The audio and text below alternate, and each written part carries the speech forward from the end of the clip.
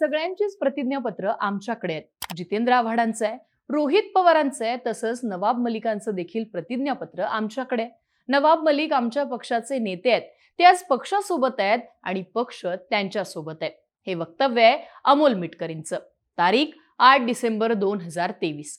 आम्ही नवाब मलिकांसोबत कोणतीही राजकीय चर्चा केलेली नाहीये, म्हणून निवडणूक आयोगाकडे आम्ही नवाब मलिकांसंबंधित कोणतीही कागदपत्र दिलेली नाहीयेत. हे वक्तव्य आहे प्रफुल्ल पटेलांचं. तारीख 8 डिसेंबर 2023. दोन्ही परस्पर विरोधी वक्तव्य. मिटकरी सांगतात नवाब मलिकांचं प्रतिज्ञापत्र निवडणूक आयोगाकडे सादर केलंय, तर प्रफुल्ल पटेल मात्र मलिकांचं कोणतंही प्रतिज्ञापत्र निवडणूक आयोगात सादर केलं नसल्याचं स्पष्टीकरण देतात. आता असे दोन्ही परस्पर विरोधी विधानं असताना अंतिम उत्तर कुणाकडून मिळू शकतं, तर ते अजित पवारांकडून. पत्रकारांनी अशावेळी अजित पवारांना गाठलं. त्यांना मलिकांच्या प्रतिज्ञापत्राबाबत विचारलं तर अजित पवार उलट पत्रकारांवरतीच डाफरले. बघू दाखव, पुरावा दाखव, काय माहिती नाही आणि कंड्या पिकवायच्या, असं पत्रकारांवरच डाफरत नेहमीच्या स्टाईलने त्यांनी बचाव करण्याचा प्रयत्न केला आणि अजितदादांनी वेळ मारून नेली. पण यात मूळ प्रश्न मात्र कायम राहिला, तो म्हणजे सांगा मलिक कोणाचे? प्रतिज्ञापत्र दिलं नाहीये तर ते अजित पवार गटात कसे, आणि अजित पवार गटात नाहीयेत तर ते सत्ताधारी बाकांवरती कसे बसतात? बरं, मग ते शरद पवार गटात आहेत का? आणि असतील तर मग शरद पवारांनीच त्यांना जाऊन सत्ताधारी बाकांवरती बसायला सांगितलंय का? आणि असं सभागृहात नसणारा नेता कोणत्याही आमदाराला कुठेही बसण्यास सांगू शकतो का? बरं, याचा शेवट म्हणजे जर का निवडणूक आयोगाने राष्ट्रवादी काँग्रेस पक्ष हा अजित पवार गटाकडे असल्याचा निकाल दिला आणि नवाब मलिकांनी आपण मूळ पक्षासोबत राहणार म्हणजे अजित पवार गटासोबत राहणार अशी भूमिका घेतली, तर अजित पवार त्यांना तुम्ही आम्हाला नकोय असं म्हणून पक्षातनं काढून टाकू शकतात का? कायदेशीर पातळीवरती हे शक्य आहे का? म्हणजे नवाब मलिकांनी जर का अजित पवार गटासोबत राहण्याची भूमिका घेतली तर अजित पवार त्यांना कायद्याने तुम्ही नको आहात असा स्टँड घेऊ शकतात का? एक ना अनेक प्रश्न आहेत, याची सगळी उत्तरं आणि नवाब मलिकांचा गुंता सोडवताना मलिक कुणाचे हा प्रश्न आपल्याला पडतोच. याच प्रश्नांची उत्तरं आज या व्हिडिओतनं पाहूयात. नमस्कार, मी आरती आणि तुम्ही पाहताय बोलभिडू.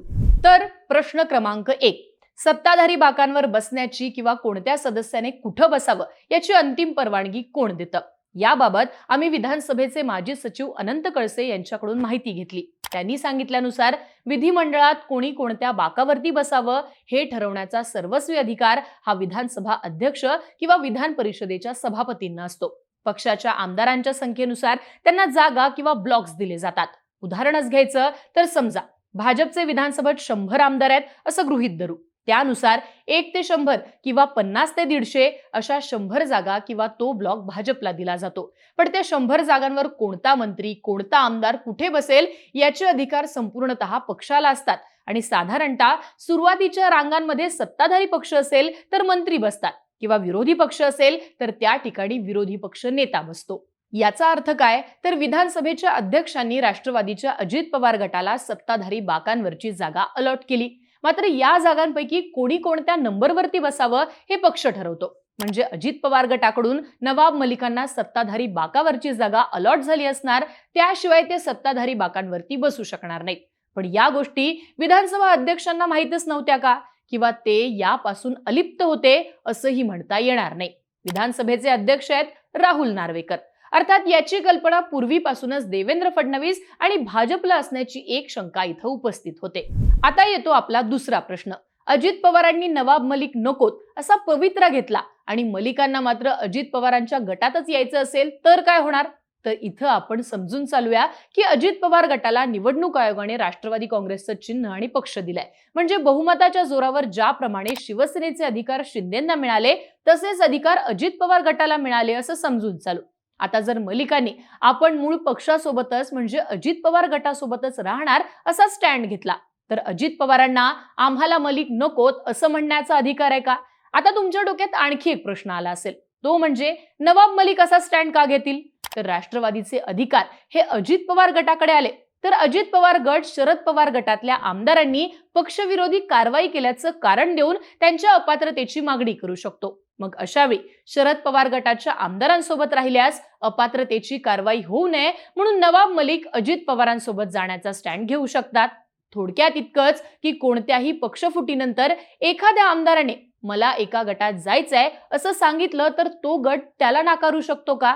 त्यातही जर एका गटाला ओरिजिनल पक्षाची मान्यता मिळाली तर हा आमदार आमच्यात नकोय असं पक्ष म्हणू शकतो का? तर या प्रश्नाचं उत्तर नाही असंच मिळतं.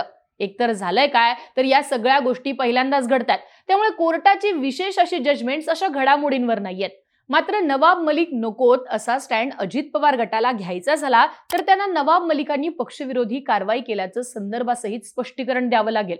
पक्षविरोधी कारवाईचं कारण देऊन अजित पवार मलिकांना पक्षातनं काढून टाकू शकतात आणि अशा वेळी नवाब मलिक हे अपक्ष आमदार म्हणून राहू शकतात. पण पक्षविरोधी कारवाई म्हणजे काय याचे संकेत देखील सर्वोच्च न्यायालयाने आपल्या वेगवेगळ्या जजमेंट्समध्ये दिलेले आहेत. ते अजित पवारांना सिद्ध करावं लागू शकतं. अजित पवारांच्या निर्णयाविरोधात नवाब मलिक जर कोर्टात गेले तर नेमकी कारवाई का केली हे सप्रमाण अजित पवार गटाला सिद्ध करून दाखवावं लागेल. थोडक्यात काय तर आम्हाला नवाब मलिक नकोयत असं अजित पवार गटाला सहजासहजी म्हणता येणार नाहीये. आता येतो आपला तिसरा प्रश्न. हे सगळं भाजपला माहितीच नसेल का? तर या प्रश्नाचं उत्तर म्हणजे नक्कीच माहिती असणार. कारण सुरुवातीला पाहिल्याप्रमाणे सत्ताधारी बाकांवरती एखादा सदस्य बसणं हे विधानसभा अध्यक्षांच्या परस्पर होऊ शकत नाही. त्यातही यापूर्वीच अजित पवार गटाने वेळोवेळी मलिक जामिनावरती सुटल्यानंतर त्यांची भेट घेतलीये. तशा बातम्या आणि फोटो सुद्धा माध्यमांमध्ये चर्चेत आले होते. म्हणजे भाजपला नवाब मलिक हे अजित पवारांसोबत आहेत याची जाणीव पूर्वीपासूनच होती. मुद्दा फक्त इतकाच आहे की आता मलिकांची चर्चा झाली. मलिक विधानसभेत आले आणि सत्ताधारी बाकांवर बसले. त्यामुळे अधिवेशनाच्या पहिल्याच दिवशी भाजपच्या केडरने फडणवीसांना चांगलंच फैलावर घेतलं. त्यातनं बचाव करण्यासाठी फडणवीसांनी पत्र लिहिलं आणि ते सार्वजनिक केलं. पत्र सार्वजनिक करण्याचे एकमेव कारण होतं ते पक्षाच्या केडरकडून मलिकांबाबत पाठिंबा मिळवणं. पण फडणवीसांच्या या सगळ्या प्रयत्नांवरती पाणी फिरलं. कारण दुसऱ्याच दिवशी नवाब मलिक पुन्हा सत्ताधारी बाकांवर बसले. एकतर अजित पवारांनी मलिक बोलतील मग आम्ही भूमिका ठरवू असं विधान केलं. त्यामुळे नवाब मलिक हे सत्ताधारी बाकांवर बसले आणि भाजपचं केडर पुन्हा एकदा बॅकफूटवरती फेकलं गेलं. यातनं खरं तर दोन अर्थ निघालेत. एक तर फडणवीसांच्या पत्राला अजित पवारांनी किंमत दिली नाही आणि दुसरा अर्थ नवाब मलिकांच्या पाठीमागे महाशक्ती असल्याशिवाय ते असलं धाडस करणार नाहीत. आता या दोन प्रश्नांची उत्तरं आपण शोधूयात. म्हणजेच आपला चौथा प्रश्न मलिकांच्या मागे कोणती महाशक्ती आहे हाच. फडणवीसांनी जाहीर नाराजी व्यक्त करूनही नवाब मलिक दुसऱ्या दिवशी सत्ताधारी बाकांवर जाऊन बसले. याचाच अर्थ मलिकांना तिथंच बसण्याची हमी कोणीतरी दिलेली असणार आहे. चौकशीच्या फेऱ्यात अडकलेल्या मलिकांकडून मनाप्रमाणे कारभार करण्याची शक्यता तशी कमीच राहते. मग अशा वेळी प्रश्न पडतो मलिकांमागे कोणती महाशक्ती आहे? एकतर अजित पवार किंवा शरद पवार. शरद पवारांबाबतीत बोलायचं तर शरद पवार आज ज्या पोझिशनला नाहीयेत तिथनं ते मलिकांना हमी देऊ शकतील. मलिक आज अडचणीत आहेत. अशा वेळी मलिकांना पवार चालवू शकतील असं चित्र निर्माण होत नाही. मग अशा वेळी एकमेव नाव समोर येतं ते म्हणजे अजित पवारांचं. अजित पवारांच्या हमीशिवाय नवाब मलिक सत्ताधारी बाकांवर बसणार नाहीत. मग अजित पवार इतकी मनमानी करू शकतील का? तर फडणवीसांच्या पत्राला केराची टोपली दाखवण्याची ताकद अजित पवार कोणत्या शक्तीच्या जोरावर ठेवू शकतात? साहजिकच ती महाशक्ती असायला हवी, ती म्हणजे केंद्राची महाशक्ती. महाशक्तीकडून शब्द मिळाल्याशिवाय अजित पवार मलिकांना पाठीशी घालण्याची आणि फडणवीसांच्या पत्राला केराची टोपली दाखवण्याची रिस्क घेणारच नाहीत. आता पुढचा प्रश्न पडतो तो म्हणजे केंद्राची महाशक्ती देवेंद्र फडणवीसांना सोडून दादांच्या मागे का उभी राहील? तर याचं उत्तर तुम्हाला विशाल भारद्वाजच्या सिनेमात मिळू शकतं. या सिनेमामध्ये एक डायलॉग आहे, शक्ती का संतुलन बहुत जरूरी है इस संसार में.